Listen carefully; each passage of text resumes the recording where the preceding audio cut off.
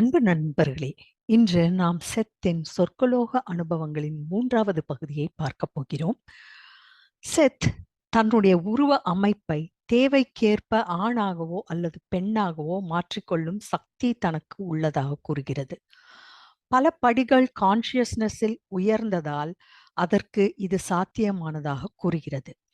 மனிதர்கள் தங்களுக்கு நடக்கும் அதிசயங்களை உணராமல் அதை இயல்பாக நடக்கும் விஷயம் அல்லது கோயின்சிடென்ஸ் என்று முடிவு செய்கிறார்கள்.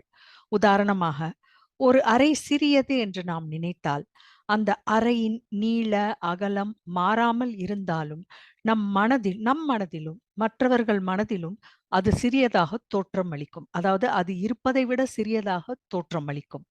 இது மனோதத்துவம் அல்லது ஒரு சைக்கலாஜிக்கல் விளைவு என்று உணரலாம். இது அதிசயம் போல தோன்றினாலும் இது உண்மையானது. மனிதர்கள் ஒவ்வொரு